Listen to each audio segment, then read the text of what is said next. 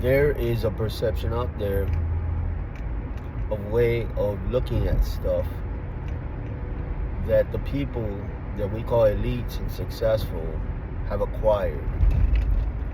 And it could be something like a system, a way of approach, right?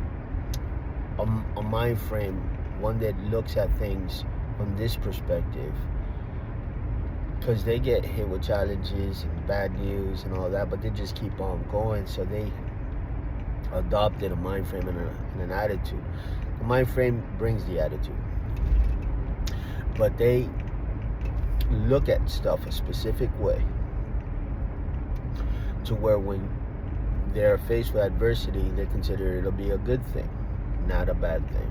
It's not poor me, it's yes, this is helping me, build me strong, etc. They've adopted a perception that allows them to be successful. And if you do the same, if you find that perception and you adopt it for your own self, you'll get the same results. And this whole life is all about perception, perspective. People sabotage themselves and ambush themselves with the wrong thoughts, get the wrong feelings, and see the wrong results. But they doing it to their own self. That's why the Bible says, my people perish for lack of knowledge. Right? So you have to understand what I'm saying. With more information, you get more clarity. With more clarity, you get more understanding. With more understanding, you get to navigate better and see different sceneries and different outcomes, remedies for your situations at hand. There's a way to speak, to say the same thing you're trying to say, but say it more eloquently and see better results than how you're coming off. There's a way to think that gets you to the goal, but in a different route. Get you to the goal that you want, but through a different route. There's a way to approach life, and you don't have to be rough, and you don't have to force things to happen. You can finesse it, and it can get you what you want without forcing stuff, right? I know people that when a gadget is not working for them, they try to get it to work by hitting it. And it's not going to work that way. They're approaching life the wrong way. Their goal is get this thing to work. It's not working, and they, out of frustration, they hit it. But a much better approach would be to take hold of your perception and say, okay, if I hit it, I'm going to make it worse. That's number one. Number two, hey, maybe this thing just needs to see a tech. Or maybe it needs to get plugged in. Or maybe, like, you have to rationally understand that this device doesn't have any feelings, and it's not trying to make your day, sabotage your day or your time, because people are under pressure. It's like, oh, I need this to work, and I have a deadline, and this and that. That thing doesn't have feelings or thought process. It is what it is. But people treat it like an enemy that's there to sabotage them, and then they hit it almost like you're not functioning the way I need you to function. You ever have that happen with you with social media or this or that? It's on the fritz and it's not really operating, and you take it personal. You get mad at the phone as if the phone, is not cooperating with you, and it's like it's a person or something like that. And you start calling it names and stuff. So that's irrational, and then also got the wrong perspective. So in life, using these illustrations and examples, a lot of people are doing things with money and business, and they're doing things with relationships, with mothers and sisters and brothers and fathers and girlfriends and husbands and wives. They're doing things from the wrong route.